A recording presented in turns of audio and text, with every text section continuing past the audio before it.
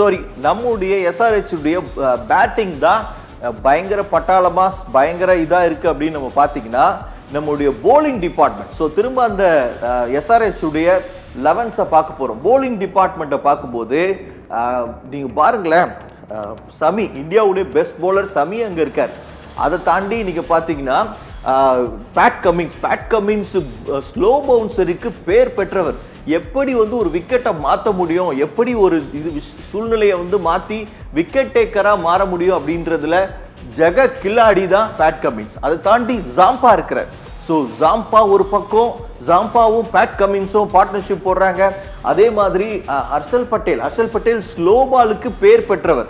அவருடைய depth polling வந்து செம்ம இன்ட்ரெஸ்டிங்கான விஷயம். ஸோ இப்படி 4 ஜெக கில்லாடிகள் அவங்க வச்சிருக்கும் போது அவங்களுக்கு என்ன குறைச்சல் போலிங்ல? கண்டிப்பா இந்த போலிங் நம்ம சன்ரைசர்ஸை பொறுத்த வரைக்கும் பார்த்தீங்கன்னா மேபி டெத் போலிங் வந்து ரொம்பவே ஸ்ட்ராங்கான வச்சிருக்காங்க. ஏன்னா ஹர்ஷல் பட்டேல் ஆல்ரெடி ஒரு பர்பிள் கப் வின்னர் கொஞ்சம் சீசன் முன்னாடி.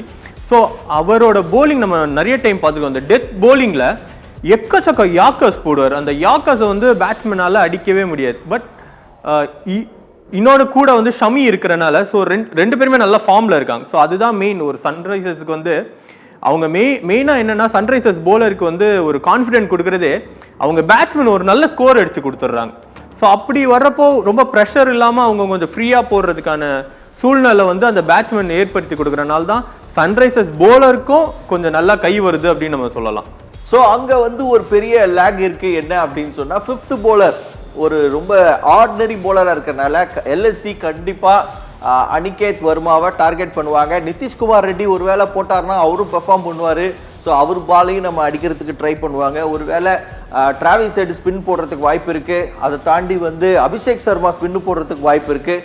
இதுதான் இன்னைக்கு வந்து இன்னைக்கு எல்எஸ்ஜிக்கு ஒரு நல்ல பாயிண்ட் அப்படின்னு சொன்னால் மெயினாக நம்ம பார்க்கறது வந்து பார்த்தீங்கன்னா இந்த 5th போலர் தான் அவங்களுடைய மிகப்பெரிய வீக்னஸாக இருக்க போகுது. ஸோ நெக்ஸ்ட் நம்ம பார்க்க போகிறது வந்து எல்எஸ்ஜி உடைய பிளேயிங் 11ல நீங்க பார்த்தீங்கன்னா எல்எஸ்ஜி பத்தி மொத்த இந்தியாவே பரிதாபமா பார்க்க வேண்டிய நிலைமைக்கு வந்துச்சு. என்ன பரிதாபம் அப்படின்னு சொன்னா அவங்களுடைய இந்த போலிங் டிபார்ட்மெண்ட் ஒரு பெரிய வீக்னஸ் டிபார்ட்மெண்ட் தான். ஸோ மொத்த இதுலே ஸோ எப்படி வந்து பஞ்சாப் தான் கடைசியா பஞ்சராகி கடைசியா இருக்கும் அப்படிலாம் பேசப்பட்ட ஒரு காலம் தாண்டி இன்னைக்கு எல்எஸ்ஜி போலிங் வந்து இன்னைக்கு ரொம்ப பெரிய பேசு பொருளா இருக்கு.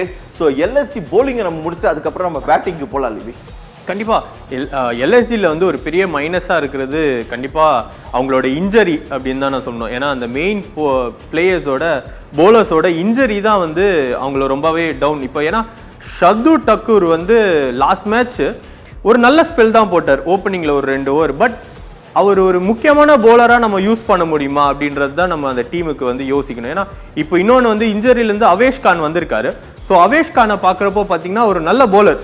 நம்ம இங்கே ஹர்ஷல் பட்டேலை பேசுன மாதிரி அவேஷ் கானும் பார்த்தீங்கன்னா டெத் போலிங் சூப்பராக போடுவார். இன்னைக்கு அவேஷ் கான் வந்து அவங்க டீமுக்கு ப்ளஸ்ஸாக இருப்பார் கண்டிப்பா. ஏன்னா லெஃப்ட் ஹேண்டர் பேட்ஸ்மேனுக்கு பார்த்தீங்கன்னா ரொம்பவே நல்லா போடக்கூடியவர் அவேஷ் கான். ஏன்னா ஒரு நல்ல யாக்கர் பட் ஹெட் வந்து நிறைய டைம் வந்து ஸ்லோ பாலில் விக்கெட் விட்டுருக்காரு. மேபி லாஸ்ட் டைம் மாதிரி பண்ட்டு வந்து இந்த தடவை ஓப்பனிங்கில் வந்து ஷர்துல் டக்கரை கொஞ்சம் ஐடியாவாக, ஏன்னா நிறைய மேஜிக் கட்டுவார். நம்ம ஷர்துல் டக்கர் வந்து சிஎஸ்கேல எப்படி யூஸ் பண்ணாங்களோ அந்த மாதிரி கண்டிப்பாக இந்த தடவை எல்எஸ்ஜியில் யூஸ் பண்ணுவாங்க. ஸோ மெயினாக அங்கே ஹெட்டு இந்த மாதிரி ஒரு 2-3 பேரை தூக்கிட்டா அந்த ஒரு 200+ ஸ்கோரை வந்து கொஞ்சம் கம்மி பண்ணுறதுக்கான வாய்ப்பு இருக்கும். பட் அவங்க 2 பேருமே அடிக்க விட்டுட்டோம் அப்படின்னா கண்டிப்பாக அந்த டீமை ஸ்டாப் பண்ணுறது ரொம்பவே கஷ்டம் பின்னாடி. ஏன்னா மிடில் பேட்ஸ்மேனுமே ரொம்ப ஸ்ட்ராங்காக இருக்காங்க.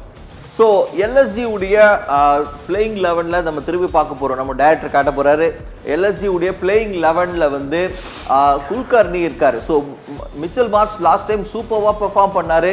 ஸோ நீங்கள் வந்து நெக்ஸ்ட் வந்து ரிஷப் பந்த் லாஸ்ட் டைம் வந்து சொதப்பிட்டாரு. இன்னைக்கு அவர் வந்து பேட்டிங் ஆடினார்னா ஸோ மார்ஷுக்கு அப்புறம் பண்ட்டுக்கு அப்புறம் வந்து ஆஸ்திரேலியன் பிளேயர் வராரு.